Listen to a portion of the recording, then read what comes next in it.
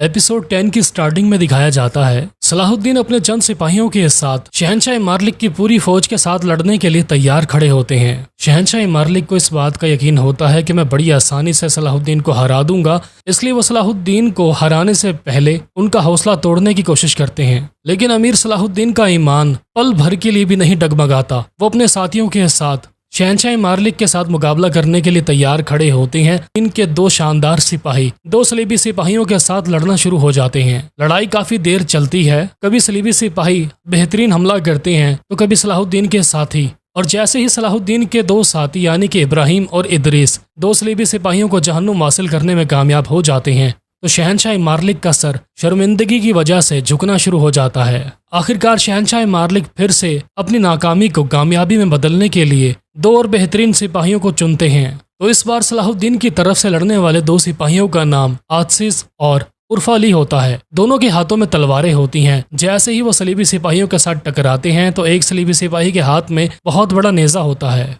और जबकि दूसरे सलीबी सिपाही के हाथ में एक तलवार और एक ढाल होती है। लेकिन यहाँ पर सलाहुद्दीन के साथियों के पास ढालें नहीं होती और ना ही दुश्मन के वार को रोकने के लिए कोई जिर्रा पहनी होती है। और फिर जैसे ही लड़ाई की शुरुआत होती है तो दो सलीबी सिपाही आसिस और उर्फा अली पर भारी पड़ना शुरू हो जाते हैं, क्योंकि जैसे ही उर्फा अली और आसिस हमला करते हैं तो वो अपनी ढाल की मदद से उनके हमले को नाकाम बना देते हैं और उन्हें जल्दी से काबू कर लेते हैं। शहंशाह मारलिक और उसके साथी बहुत ज़्यादा खुश हो रहे होते हैं कि अब तो सलाहुद्दीन के दो साथी हमारे शिकंजे में आ गए। लेकिन ये सिर्फ उनकी गलत फहमी होती है, क्योंकि अगले ही लम्हे उर्फा अली और आसिस खुद को दुश्मन के पंजे से आज़ाद करवा लेते हैं और उन्हीं के हथियार छीनने के बाद उन्हें मार डालते हैं। और फिर से शहंशाह मारलिक अपना सर पकड़कर बैठ जाता है कि मैं जब ये सोचता हूँ कि मेरे सिपाही कोई कारनामा सर अंजाम देंगे और मैं सलाहुद्दीन के सिपाहियों का हौसला तोड़ूंगा, लेकिन उनके जज्बे में कोई कमी नहीं आती। आखिरकार सलाहुद्दीन के दोनों साथी शान शौकत के साथ अल्लाह अकबर के नारे लगाते हुए सलाहुद्दीन के करीब जाकर खड़े हो जाते हैं। और इस बार सलीबी लश्कर की तरफ से लड़ने वाला शख्स बालियान होता है और बालियान का मुकाबला करने के लिए और इस बात को साबित करने के लिए कि इस्लाम के रास्ते में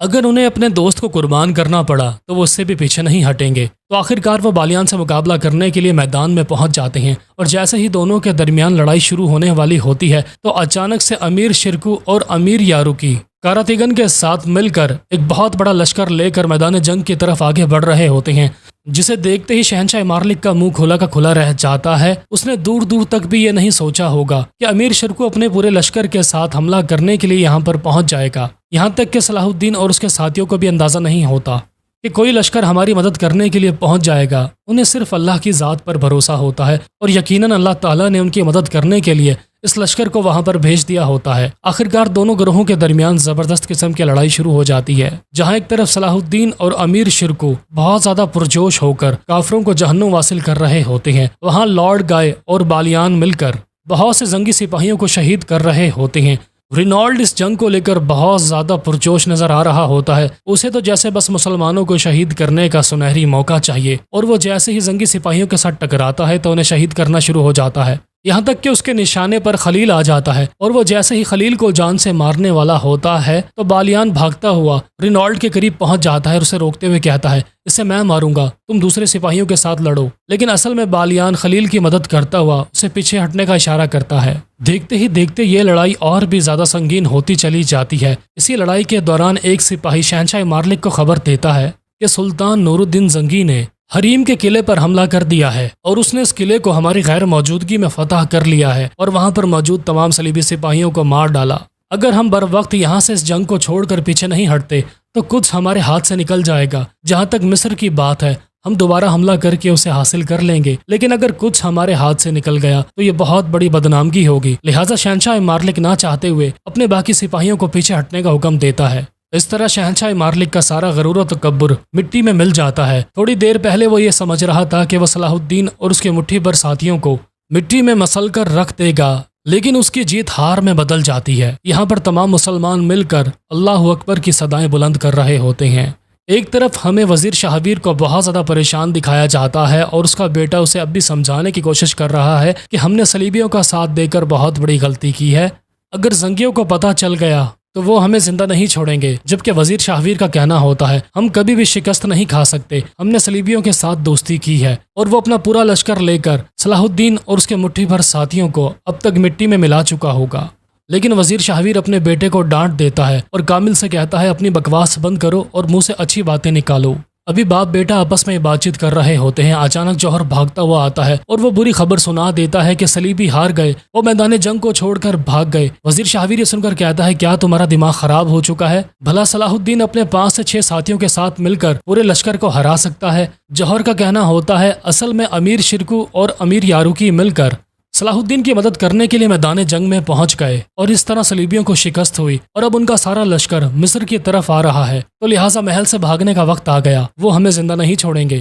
جبکہ وزیر شاہویر کا کہنا ہوتا ہے میرے شاہی سپاہی اب بھی میرے تخت کی حفاظت کرنے کے لیے یہاں پر موجود ہیں، اگر میں مروں گا تو یہیں پر مروں گا، میں یہاں سے کہیں نہیں جاؤں گا۔ وزیر شاہویر کا بیٹا کامل یہ تمام باتیں سن کر بہت زیادہ پریشان ہو جاتا ہے کہ میرے بابا جان ایک تو غداری کر رہے ہیں اور اب وہ اپنی غداری پر معافی مانگنے کی بجائے ڈٹ گئے ہیں۔ ایک طرف قاضی فاضل فاطمی سپاہیوں کو اپنے وفادار ساتھیوں میں شامل کرتے ہوئے مصر کے دروازے کھول دیتے ہیں اور صلاح الدین کو خوش آمدید کہتے ہیں، اور وہ صلاح الدین کو بتاتے ہیں کہ یہ میرے کچھ سپاہی میرے وفادار تھے، یعنی کہ خلیفہ حضرت کے کہنے پر یہ آپ کی مدد کر رہے ہیں، لیکن جہاں تک وزیر شاہویر کے سپاہیوں کی بات ہے وہ دولت کی لالچ میں اندھے ہو چکے ہیں، ممکن ہے کہ وہ لوگ آپ کی بات نہ سنیں۔ امیر صلاح الدین یہ سن کر کہتا ہے وہ بھی ہمارے مسلمان بھائی ہیں، مجھے ایک بار جا کر ان سے بات کرنی ہوگی۔ ایک طرف امیر صلاح الدین مصر کے محل کی طرف آگے بڑھ رہے ہوتے ہیں، جبکہ دوسری طرف وزیر شاہویر اپنے بیٹے کامل سے کہتا ہے ہم یہاں سے خفیہ راستے کے ذریعے بھاگ جاتے ہیں، میری فوج اتنی دیر تک لڑائی کرتی رہے گی اور ہمیں بھاگنے کا وقت مل جائے گا۔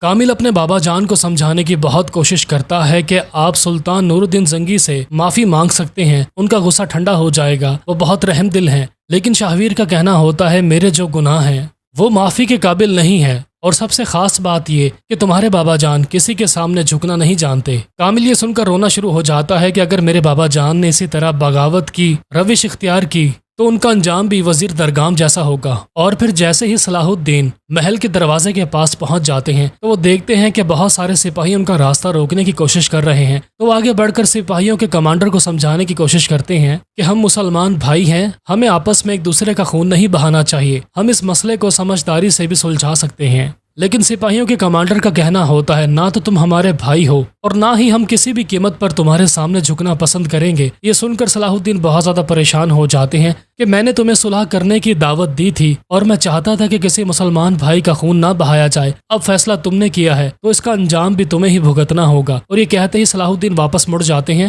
اور اس طرح زنگی سپاہی مصری سپاہیوں کے ساتھ لڑنا شروع ہو جاتے ہیں۔ شمسہ خاتون بھی چھپ کر یہ سارا تماشا دیکھ رہی ہوتی ہیں اور وہ بھی اس بات کو جان جاتی ہیں کہ صلاح الدین نے اپنی پوری کوشش کی تھی کہ مسلمانوں کی لڑائی آپس میں نہ ہو، لیکن بدقسمتی سے مصر کے سپاہیوں نے ان کی بات نہیں مانی اور غدار وزیر شاہویر کو بچانے کی کوشش کرتے ہوئے مارے گئے۔ دوسری طرف جیسے ہی وزیر شاہویر ایک خفیہ راستے سے بھاگنے کی کوشش کر رہا ہوتا ہے تو وہ کامل سے بھی کہتا ہے ہم واپس لوٹ کر آئیں گے اور اپنے تخت کو حاصل کریں گے، فی الحال ہمیں یہاں سے بھاگنا ہوگا۔ لیکن کامل اپنے بابا جان کا ساتھ نہیں دیتا۔ یہ دیکھ کر وزیر شاہویر کی آنکھوں میں آنسو آ جاتے ہیں اور وہ سمجھ جاتا ہے کہ اس نے یہیں پر رکنے کا فیصلہ کیا ہے، اور کامل بھی روتے ہوئے اپنے بابا جان کو روکنے کی کوشش کرتا ہے، لیکن وزیر شاہویر اس کی بات نہیں سنتا اور اپنے چند سپاہیوں کے ساتھ خفیہ راستے سے ہوتا ہوا محل سے باہر فرار ہونے کی کوشش کر رہا ہوتا ہے۔ آخرکار شمسہ خاتون وزیر شاہویر کو وہاں سے بھاگتے ہوئے دیکھ لیتی ہیں۔ اس کے بعد ہمیں دکھایا جاتا ہے کہ جمشید چھپتے چھپاتے ہوئے ایک روٹی لے کر حمیرہ خاتون کے پاس پہنچ جاتا ہے اور کہتا ہے آپ کی جان کو خطرہ ہے، آپ نے اس بے وقوف آدمی جس کا نام رینالڈ تھا اس کی بات مان کر اپنی جان خطرے میں ڈال دی، وہ تو مصر سے بھاگ چکا ہے لیکن آپ یہاں پر پھنس گئی۔ جب تک میں کوئی مناسب موقع نہیں تلاش کر لیتا تب تک آپ کو اسی گھر میں چھپ کر رہنا ہوگا۔ جبکہ دوسری طرف جیسے ہی امیر شرکو اور امیر صلاح الدین محل کے اندر پہنچ جاتے ہیں تو وہ ان پر حملہ کرنے والے سپاہیوں کو مارتے ہوئے محل کے اندرونی حصے میں پہنچ جاتے ہیں، جہاں پر ان کی ملاقات وزیر شاہویر کے بیٹے کامل سے ہوتی ہے۔ امیر صلاح الدین کے ساتھ قاضی فاضل بھی وہاں پر موجود ہوتے ہیں اور پھر قاضی فاضل امیر شرکو سے کہتے ہیں یہ لڑکا غدار نہیں ہے، اس کا والد غدار تھا، اس نے تو ہمیشہ چھپ کر خفیہ خبریں ہم تک پہنچائی ہیں۔ امیر صلاح الدین بھی اس کا ساتھ دیتے ہوئے کہتے ہیں جی چچا جان، یہ لڑکا ہم میں سے ہی ہے، ہمارا دوست ہے۔ امیر شرکو یہ سن کر اپنی تلوار کو پیچھے ہٹا لیتے ہیں اور پھر کامل روتے ہوئے امیر شرکو سے کہتا ہے میرے بابا جان معافی مانگنے کے لیے تیار ہو جائیں گے تو آپ ان کی جان کو بخش دینا۔ امیر شرکو یہ سن کر کہتے ہیں کیا تمہارا دماغ خراب ہے کیا تم بھول گئے ہو کہ تمہارے والد صاحب نے ہمارے ساتھ کیسا سلوک کیا تھا، اور سب سے بڑھ کر یہ کہ اس نے آج تک ہمیشہ سلطان کی کبھی وفاداری نہیں کی، ہمیشہ غداری کی ہے۔ اور تم بھی اس بات کے گواہ ہو کہ تمہارے بابا جان نے اپنا تخت بچانے کے لیے نہ جانے کتنے بے گناہ لوگوں کا سر کٹوایا۔ امیر صلاح الدین یہ سن کر کہتے ہیں، کامل اگر تم اپنے والد صاحب کی جان بچانا چاہتے ہو تو ہمیں بتاؤ وہ کہاں ہے۔ اور پھر کامل امیر شرکو سے کہتا ہے، جب تک آپ میرے بابا جان کو زندہ چھوڑنے کا وعدہ نہیں کر لیتے تب تک میں آپ لوگوں کو یہ نہیں بتا سکتا کہ وہ کہاں سے بھاگے ہیں۔ یہ سن کر امیر صلاح الدین کو کامل پر بہت زیادہ ترس آ رہا ہوتا ہے کہ یہ تو اپنی جگہ سچا ہے۔ اچانک وہاں پر شمسہ خاتون پہنچ جاتی ہیں اور وہ امیر صلاح الدین کو بتاتی ہیں کہ میں نے وزیر شاہویر کو ایک خفیہ راستے سے بھاگتے ہوئے دیکھا ہے۔ کامل شمسہ خاتون کو روتے ہوئے روکنے کی کوشش کر رہا ہوتا ہے کہ انہیں پلیز مت بتاؤ، لیکن شمسہ خاتون ان کی بات نہیں سنتی اور بتا دیتی ہیں کہ یہ خفیہ راستہ کہاں سے جا کر کھلتا ہے۔ اور پھر امیر صلاح الدین اپنے چچا جان امیر شرکو سے کہتے ہیں، آپ باہر کے راستے اسے پکڑنے کی کوشش کریں اور میں خفیہ راستے سے جاؤں گا۔ اور پھر جیسے ہی وزیر شاہویر خفیہ راستے کے ذریعے بھاگنے کی کوشش کر رہا ہوتا ہے اور وہ چھت پر پہنچتا ہے تو اس کے سامنے امیر شرکو کھڑے ہو جاتے ہیں،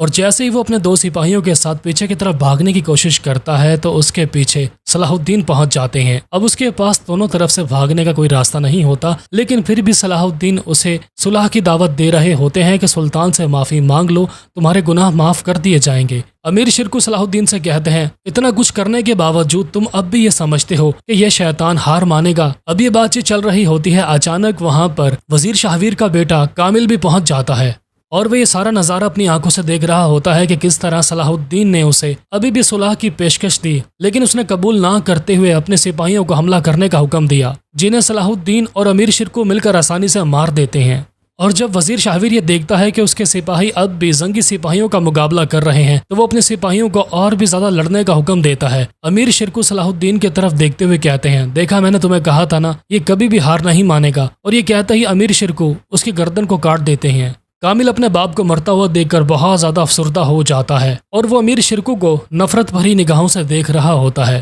اور پھر جیسے ہی مصر کے سپاہیوں کو یہ پتہ چل جاتا ہے کہ ہمارے وزیر شاہویر کو مار دیا گیا ہے تو وہ جوش اور جذبے کے ساتھ دگنی طاقت کے ساتھ لڑنا شروع ہو جاتے ہیں، لیکن ان کا مقابلہ زنگیوں کے ساتھ ہوتا ہے اور دیکھتے ہی دیکھتے زنگی تمام سپاہیوں کو شکست دے کر مصر پر اپنا پرچم لہرانے میں کامیاب ہو جاتے ہیں۔ ایک طرف سلطان کو مصر کی فتح کی خوشخبری پہنچا دی جاتی ہے، جبکہ دوسری طرف تینوں امیر مل کر یہ فیصلہ کر رہے ہوتے ہیں کہ ابھی مصر کا تخت خالی ہے تو جلد سے جلد ہمیں کسی کو اس پر بٹھا دینا چاہیے، لہٰذا سلطان تک یہ خبر ہم نے پہنچا دی ہے، جیسے ہی سلطان کا جواب آئے گا تو ہم تخت پر کسی نہ کسی کو بٹھا دیں گے۔ امیر یاروکی اور امیر صلاح الدین کا یہی کہنا ہوتا ہے کہ تخت پر آپ کو بیٹھنا چاہیے، لیکن دوسری طرف سلطان تک جب یہ خوشخبری پہنچتی ہے تو وزیر اصفہانی کا بھی یہی خیال ہوتا ہے کہ مصر کا نیا وزیر امیر شرکو کو بنا دینا چاہیے، لیکن سلطان اس کو باہر جانے کا اشارہ کرتے ہیں کہ میں سوچنے کے بعد آپ لوگوں کو بتاؤں گا کہ وہاں کا وزیر کس کو بنانا چاہیے۔ شہزادہ مودود سلطان کی بات سن کر تھوڑے سے حیران ہو جاتے ہیں اور وزیر اصفہانی کے جانے کے بعد سلطان سے پوچھتے ہیں،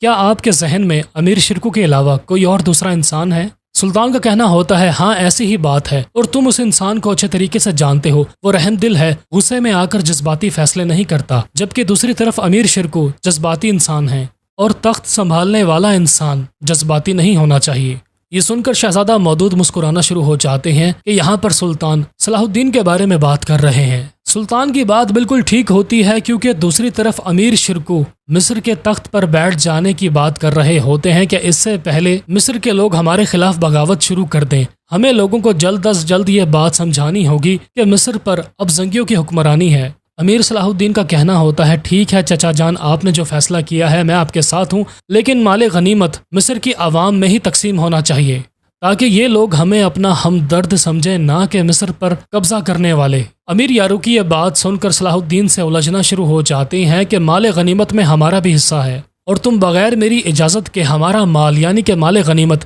مصر کے لوگوں میں نہیں لٹا سکتے، میں اپنے سپاہیوں کو کیا جواب دوں گا؟ تو دوستو یہاں پر صورتحال کچھ ایسی ہو جاتی ہے، تینوں امیر اپنے اپنے لحاظ سے صحیح بات کر رہے ہوتے ہیں، کسی کی نیت میں کوئی فطور نہیں ہوتا۔ جب یہ بات قاضی فاضل تک پہنچتی ہے تو قاضی فاضل بھی مال غنیمت والے کمرے میں پہنچ جاتے ہیں اور امیر صلاح الدین سے ملاقات کرتے ہوئے ان کی طرفداری کر رہے ہوتے ہیں کہ یہ مال غنیمت مصر کی عوام میں تقسیم کیا جانا ایک بہت ہی اچھا فیصلہ ہے، اور میں اس بات پر بھی راضی ہوں کہ امیر شرکو کو نیا وزیر بن جانا چاہیے، لیکن جہاں تک خلیفہ حضرت لرے کی بات ہے تو اصولی طور پر مصر پر حکمرانی کرنے کے لیے ان کی اجازت کی ضرورت ہے، اگرچہ وہ اب اتنے طاقتور نہیں ہے، لیکن اگر ان کی اجازت شامل ہو جاتی ہے تو مصر کے لوگ آپ پر بھروسہ کریں گے۔ صلاح الدین یہ بات سن کر قاضی فاضل سے کہتے ہیں تو آپ فوری طور پر خلیفہ حضرت لیرے سے ملاقات کریں اور انہیں ساری صورتحال سے آگاہ کریں، میں ان کے جواب کا انتظار کر رہا ہوں۔ اسی دوران مصر کا ایک آدمی بھی وہاں پر پہنچ جاتا ہے اور صلاح الدین سے کہتا ہے میں نے اسی ہاتھ سے آپ کو ایک دن پتھر مارا تھا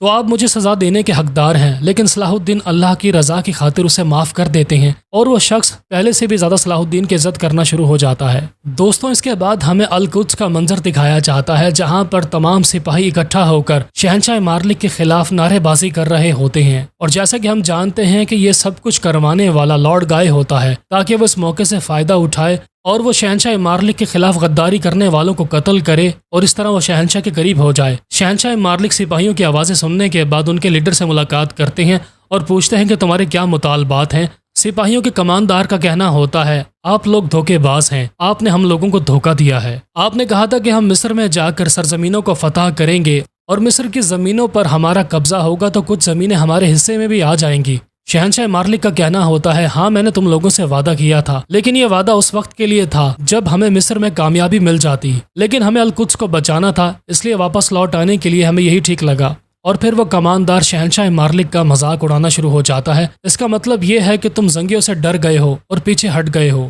ہمیں نہیں پتا تھا کہ ہمارا شہنشاہ اتنا کمزور ہے جس کی خاطر ہم لڑائی کرنے کے لیے میدان جنگ میں کود پڑے تھے۔ لارڈ گائے کماندار کو روکنے کی کوشش کرتے ہیں کہ تمہاری ہمت کیسے ہوئی، شہنشاہ مارلک نے ہمیشہ القدس کی کامیابی کے لیے کام کیا ہے۔ کماندار ہنستے ہوئے کہتا ہے یہ صرف اپنے بھلے کے بارے میں سوچتے ہیں، اپنی فوج کے بارے میں نہیں سوچتے۔ یہ سنتے ہی بالیان کو بھی غصہ آ جاتا ہے اور وہ شہنشاہ مارلک کی طرفداری کرتے ہوئے سپاہیوں کو سمجھانے کی کوشش کرتا ہے تو کماندار بالیان کی بھی بے عزتی کرنا شروع ہو جاتا ہے کہ تم کہاں سے منہ اٹھا کر یہاں پر آ گئے ہو، تم وہی انسان ہو نا جو کہ ابیلین خاندان کو چھوڑ کر اور اپنے بھائی کو مرتا ہوا دیکھ کر بھاگ گئے تھے۔ یہ سنتے ہی بالیان غصے میں آ کر تلوار نکالنے کی کوشش کرتا ہے، لیکن لارڈ گائے اسے روک دیتا ہے۔ آخرکار شہنشاہ مارلک اتنی بدتمیزی کو برداشت نہیں کر پاتے اور اپنی تلوار نکال کر اس کماندار کا گلا کاٹ دیتے ہیں، اور پھر شہنشاہ مارلک چلاتے ہوئے کہتے ہیں تمہیں ایک جنگجو بادشاہ چاہیے تو آج کے بعد میں تمہیں ویسا ہی بن کر دکھاؤں گا، میں تم لوگوں کے ساتھ رحم دلی سے پیش آتا ہوں تو تم لوگ اپنی اوقات بھول چکے ہو، اب جسے مرنے کا شوق ہے تو میرے سامنے آئے۔ اس کے بعد ہمیں دکھایا جاتا ہے قاضی فاضل خلیفہ حضرت سے ملاقات کرتے ہیں اور انہیں ساری صورتحال سے آگاہ کرتے ہیں۔ امیر شرکو کا کہنا ہے کہ وہ مصر کے نئے وزیر ہیں اور تخت کو سنبھالیں گے، مصر کی عوام میں سونا تقسیم کر دیا گیا ہے، وہ امیر شرکو کے فیصلے سے بہت خوش ہیں۔ خلیفہ حضرت یہ باتیں سن کر بہت زیادہ غصے میں آ جاتے ہیں اور وہ قاضی فاضل سے کہتے ہیں مصر کی عوام خوش ہے لیکن میں نہیں، وہ ایک عباسی خلیفہ کی اولاد میں سے ہے اور میں فاطمیوں کی اولاد میں سے ہوں، تو میں کبھی نہیں چاہوں گا کہ عباسی خلیفہ کی اولاد میں سے کوئی انسان ہمارے مصر پر حکمرانی کرے، جا کر اسے میرا فیصلہ سنا دو۔ جیسے ہی قاضی فاضل وہاں سے جاتے ہیں تو کامل خلیفہ حضرت کے کمرے میں پہنچ جاتا ہے اور پھر خلیفہ حضرت کا کہنا ہوتا ہے تمہارے باپ نے جو کیا وہ اپنے انجام کو پہنچ گیا، لہٰذا میں زنگیوں کو مصر پر حکمرانی کرنے کی اجازت نہیں دے سکتا، تمہارے باپ کے بعد اس گدی پر تمہارا سب سے پہلا حق ہے، تو تم جاؤ اور کسی بھی طرح امیر شرکو کو مصر کا وزیر بننے سے روکو۔ دوستو، یہاں پر خلیفہ بہت زیادہ چالاکی سے کام کر رہا ہوتا ہے، وہ زنگیوں کو آپس میں لڑوانے کی کوشش کر رہا ہوتا ہے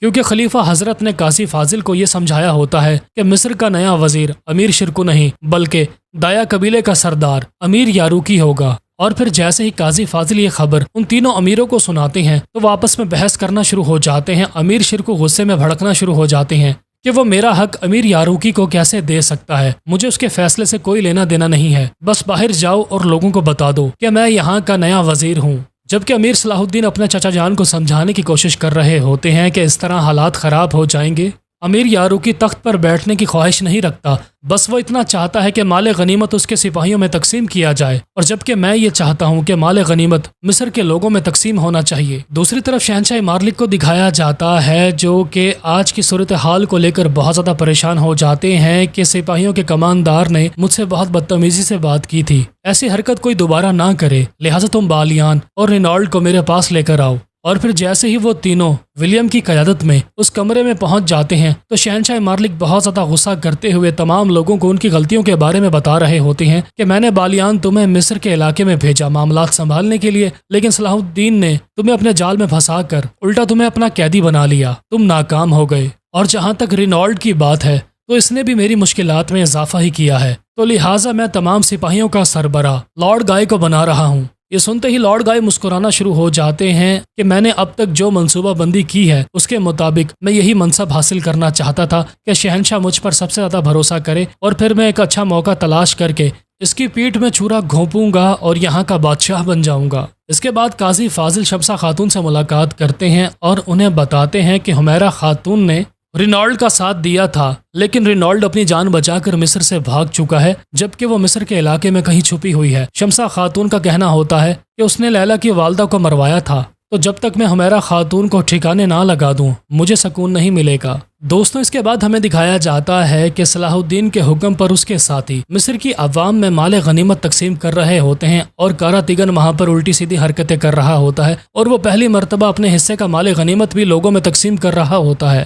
اچانک وہاں پر امیر یاروکی کا دایاں ہاتھ پہنچ جاتا ہے اور وہ شور شرابہ کرتے ہوئے کہتا ہے، تمہاری اتنی ہمت کیسے ہوئی کہ تم ہمارے حصے کا مال غنیمت ہماری اجازت کے بغیر لوگوں میں تقسیم کر دو؟ اور وہ جیسے ہی وہاں پر لڑنے کی کوشش کرتا ہے تو کارا تیگن اسے اپنی باتوں میں الجھانے کی کوشش کرتا ہے، لیکن اچانک وہاں پر امیر یاروکی بھی پہنچ جاتا ہے اور وہ صلاح الدین کے سپاہیوں سے کہتا ہے، کیا تم لوگوں کو سمجھ نہیں آئی؟ میرے سپاہی باہر کھڑے ہیں اور مال غنیمت کا انتظار کر رہے ہیں۔ اسی دوران وہاں پر امیر شرکو اور صلاح الدین بھی پہنچ جاتے ہیں۔ امیر شرکو کا کہنا ہوتا ہے، میں نے یہ مال غنیمت لوگوں میں تقسیم کرنے کا حکم دیا ہے۔ یہ سن کر امیر یاروکی غصے میں آ جاتے ہیں اور وہ امیر شرکو کا گریبان پکڑ لیتے ہیں۔ امیر یاروکی کا کہنا ہوتا ہے کہ میں نے تمہارے ساتھ کون سی زیادتی کی ہے جس چیز کا تم مجھ سے بدلہ لے رہے ہو؟ جبکہ امیر شرکو کا کہنا ہوتا ہے، تم نے خلیفہ حضرت سے خفیہ ملاقات کی ہے، اسی وجہ سے انہوں نے مجھے مصر کا وزیر اعظم بنانے کی بجائے تمہارا نام لوگوں کے سامنے پیش کیا ہے۔ یہ تمہاری اور خلیفہ کی ملی بھگت ہے، شروعات سے ہی تمہاری نیت میں فطور تھا اور تم تخت کو حاصل کرنا چاہتے تھے۔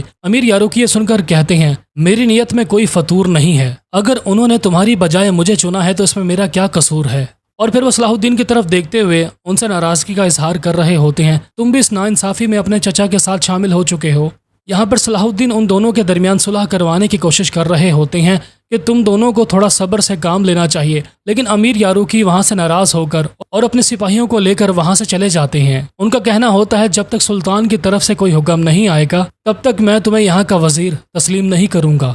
ایک طرف حمیرہ خاتون بہت زیادہ پریشان ہو جاتی ہیں اور وہ جمشید سے کہتی ہیں، مجھے کچھ بھی کر کے یہاں سے باہر نکالو، میں تمہیں اتنی دولت دوں گی کہ تم اس کا سوچ بھی نہیں پاؤ گے۔ تاجر جمشید یہ سن کر کہتا ہے، ٹھیک ہے، پھر آپ شام ہوتے ہی بگی کا انتظار کرنا۔ دوسری طرف شہزادی سبیلا کو دکھایا جاتا ہے، وہ ولیم سے بات کر رہی ہوتی ہیں اور بالیان کو بھی اسی کمرے میں بلا لیا جاتا ہے۔ تینوں کی بات کرنے کا مقصد یہ ہوتا ہے کہ مجھے شک ہے میرے شوہر گیوم کو، وہ انسان مجھے شروع ہی سے پسند نہیں ہے۔ ولیم کا کہنا ہوتا ہے، مجھے بھی ایسا لگتا ہے، تو ہمارے پاس اس بات کو ثابت کرنے کے لیے ایک ہی چشمدید گواہ ہے، یعنی کہ شہزادہ بالڈون۔ اس کے بعد ہم دیکھتے ہیں کہ جیسے ہی مصر کے تخت کو لے کر معاملات بگڑنا شروع ہو جاتے ہیں تو یہ خبر سلطان تک بھی پہنچ جاتی ہے۔ آخرکار وہ شہزادہ مودود سے کہتے ہیں، تم ذاتی طور پر میرا فرمان امیر یاروکی تک پہنچا دو اور ان سب کو بتا دو کہ مصر کا نیا وزیر امیر شرکو ہوں گے، اور میں امیر یاروکی سے یہ کبھی بھی امید نہیں لگا سکتا تھا کہ وہ امیر شرکو سے اس معاملات پر بحث کریں گے۔ اس کا مطلب یہ ہے کہ یہ سب کچھ خلیفہ حضرت کروا رہا ہے۔ میں نے تو یہ سمجھا تھا کہ وہ بیمار ہے اور ہمارے حکیم نے اس کا علاج بھی کیا۔ جیسے ہی وہ صحت مند ہونا شروع ہو گیا تو اس نے اپنا اصلی رنگ دکھانا شروع کر دیا۔ ایک طرف شہزادہ مودود مصر کی طرف روانہ ہو جاتے ہیں، جبکہ دوسری طرف حمیرہ خاتون یعنی کہ کاؤنٹس میلا مصر سے فرار ہونے کے لیے گھوڑا گاڑی کے آنے کا انتظار کر رہی ہوتی ہیں، اور وہ جیسے ہی بگی میں بیٹھنے کی کوشش کرتی ہیں تو یہ دیکھ کر حیران ہو جاتی ہیں کہ بگی کے اندر قاضی فاضل اور شمسہ خاتون پہلے ہی سے بیٹھے ہیں۔ یہ دیکھتے ہی وہ سمجھ جاتی ہے کہ تاجر جمشید نے میرے ساتھ غداری کی ہے اور پارٹی بدل لی۔ اور پھر ہمیں یہاں پر ایک فلیش بیک دکھایا جاتا ہے جب قاضی فاضل جمشید تاجر سے ملاقات کرتے ہیں اور کہتے ہیں، صلاح الدین تمہارے تمام خزانوں کو، تمہاری تمام دکانوں کو ضبط کر لے گا اور تمہیں غدار کی طرح مار پیٹ کر مصر سے نکال دیا جائے گا، تو اگر تم ہمارا ساتھ دو گے اور حمیرہ خاتون کی اصلیت ہمیں بتاؤ گے تو پھر میں تمہاری دکانوں کو بحال کر سکتا ہوں، تم تجارت کر سکتے ہو۔ آخرکار تاجر جمشید کے پاس دوسرا راستہ نہیں ہوتا اور وہ قاضی فاضل اور شمسہ خاتون کی مدد کرنے کے لیے تیار ہو جاتا ہے۔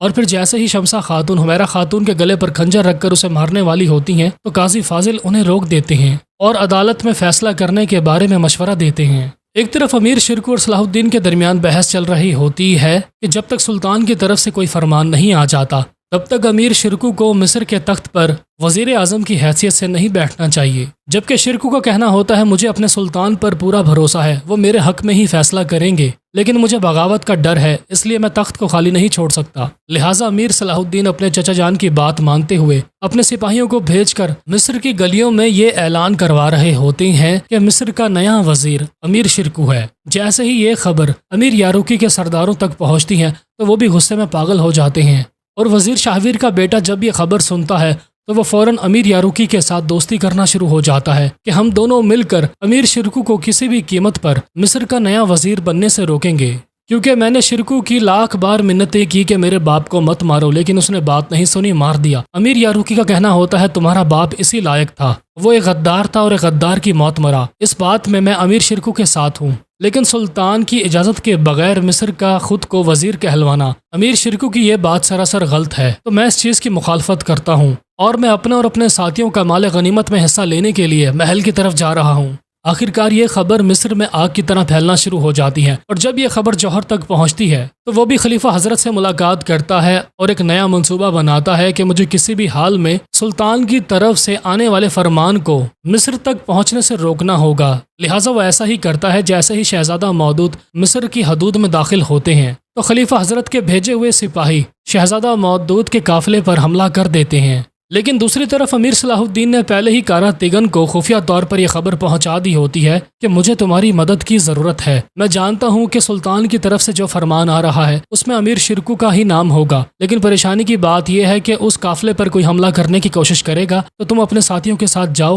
اور ان لوگوں کی جان بچاؤ۔ اور پھر جیسے ہی شہزادے مودود کے قافلے پر حملہ کیا جاتا ہے تو کارا تیگن ان کی مدد کرنے کے لیے پہنچ جاتا ہے، جبکہ دوسری طرف امیر یاروکی محل کے دروازے کے پاس پہنچ جاتا ہے اور وہ اپنے سپاہیوں کے ساتھ مل کر امیر شرکو کے سپاہیوں کا مقابلہ کرنے کے لیے آگے بڑھ رہا ہوتا ہے، لیکن اچانک سے صلاح الدین اس کا راستہ روک لیتے ہیں اور امیر یاروکی کو سمجھانے کی کوشش کرتے ہیں کہ تمہیں صبر سے کام لینا چاہیے، سلطان کا بھیجا ہوا فرمان بہت ہی جلد یہاں پر پہنچنے والا ہے۔ امیر یاروکی یہ سن کر مزید غصے میں آ جاتے ہیں کہ صلاح الدین تم سے تو اس ناانصافی کی امید نہیں تھی، تم بھی اس ظلم میں اپنے چچا کے ساتھ شامل ہو چکے ہو۔ یہ سن کر امیر صلاح الدین غصے میں آ جاتے ہیں اور وہ امیر یاروکی سے کہتے ہیں اگر تمہیں لڑنے کا اتنا ہی شوق ہے تو مجھ سے لڑو، میں باقی مسلمان بھائیوں کا خون بہانا نہیں چاہتا، کیونکہ ہمارے سلطان کا کیا فیصلہ ہوگا میں اچھے سے جانتا ہوں، اور جب سلطان کی طرف سے فرمان پہنچ جائے گا تو تمہیں بھی جان کر حیرانگی ہوگی کہ مصر کا نیا وزیر امیر شرکو ہوں گے۔ دیکھتے ہی دیکھتے امیر یاروکی اور صلاح الدین کے درمیان لڑائی شروع ہو جاتی ہے، دونوں بہترین انداز میں تلوار بازی کر رہے ہوتے ہیں۔ اچانک وہاں پر شہزادہ مودود پہنچ جاتے ہیں جن کے ساتھ کارا تیگن بھی ہوتا ہے، اور جیسا کہ میں نے آپ کو پہلے بھی بتایا تھا کہ کارا تیگن اپنے ساتھیوں کے ساتھ مل کر شہزادہ مودود کی جان بچانے کے لیے پہنچ گیا ہوتا ہے، اور وہ خلیفہ کے بھیجے ہوئے سپاہیوں کو مارنے کے بعد شہزادہ مودود کو باحفاظت مصر پہنچانے میں کامیاب ہو جاتے ہیں۔ شہزادہ مودود کے ہاتھ میں سلطان کا فرمان ہوتا ہے جسے وہ امیر یاروکی کو دکھاتے ہوئے بہت زیادہ بھڑک رہے ہوتے ہیں کہ تم سے صبر بھی نہ ہو سکا، اب لو یہ سلطان کا فرمان سن لو۔ اور پھر جیسے ہی سلطان کا فرمان تمام لوگوں کو پڑھ کر سنایا جا رہا ہوتا ہے تو تمام لوگوں کو سمجھ میں آ جاتی ہے کہ مصر کا نیا وزیر اسد الدین امیر شرکو ہیں۔ یہ سن کر امیر یاروکی کا سارا غصہ ٹھنڈا ہو جاتا ہے اور ان کا کہنا ہوتا ہے سلطان کا فرمان آ گیا، ہمارے درمیان اختلافات ختم ہو گئے۔ ایک طرف حمیرہ خاتون کو گرفتار کرنے کے بعد زندان میں ڈال دیا جاتا ہے، جسے سبق سکھانے کے لیے شمشا خاتون زندان میں پہنچ جاتی ہیں، جبکہ دوسری طرف ہمیں امیر شرکو کی تاج پوشی دکھائی جا رہی ہوتی ہے۔ تمام لوگ ہاتھ باندھ کر امیر شرکو کے آنے کا انتظار کر رہے ہوتے ہیں، اور پھر جیسے ہی انہیں شاہی لباس پہنایا جا رہا ہوتا ہے تو تمام لوگ بہت زیادہ خوش ہوتے ہیں کہ ہمارے درمیان اختلافات ختم ہو گئے۔ قاضی فاضل بھی یہاں پر خوش ہو رہے ہوتے ہیں۔ امیر شرکو کو سلطان کی طرف سے ایک بہترین تلوار تحفے کے طور پر دی جاتی ہے تاکہ وہ تلوار کے زور پر انصاف کو قائم کر سکیں، اور قلم کے زور پر انصاف قائم کرنا قاضی فاضل کی ذمہ داری ہوتی ہے۔ اور پھر جیسے ہی امیر شرکو اپنے تخت کی طرف آگے بڑھ رہے ہوتے ہیں تو اسی دوران وزیر شاہویر کا بیٹا چپکے سے اپنا خنجر نکال کر امیر شرکو کے سینے میں گھسا دیتا ہے، جو سیدھا ان کے دل کے اندر گھس جاتا ہے۔ آخرکار کارا تیگن غصے میں آ کر دور سے اپنا خنجر پھینک کر کامل کو بھی مار دیتا ہے۔ شاہی دیوان میں موجود تمام لوگ ایک دم سے دنگ رہ جاتے ہیں، پریشان ہو جاتے ہیں کہ پلک جھپکنے میں یہ کیا ہو گیا، اور پھر صلاح الدین بھاگتے ہوئے اپنے چچا جان کو پکڑ لیتے ہیں اور ان کی آخری سانسوں میں ان کی باتوں کو غور سے سن رہے ہوتے ہیں، اور امیر شرکو کا صرف ایک ہی کہنا ہوتا ہے کہ ایوبیوں کے سر کا تاج تم ہی ہو صلاح الدین، اب ہماری وراثت کو آگے لے کر جانے کی ذمہ داری تمہاری ہے، اور میرے کندھوں پر جو بھی ذمہ داریوں کا بوجھ ہے آج سے وہ تمہارا ہے۔ شیرکو کی یہ باتیں سننے کے بعد تمام لوگ بہت زیادہ افسردہ ہو جاتے ہیں۔ تو دوستو یہیں پر ہمارا ایپیسوڈ بھی ختم ہو جاتا ہے۔ اگر آپ کو میری ویڈیو اچھی لگی ہے تو ویڈیو کو لائک کریں، نئے ہیں تو چینل کو سبسکرائب کرنا مت بھولیے گا، کیونکہ میں آپ لوگوں کے لیے لاتا رہوں گا ڈیلی بیسس پر بہت ساری ویڈیوز۔ تو ملتے ہیں نیکسٹ ایپیسوڈ کے ساتھ۔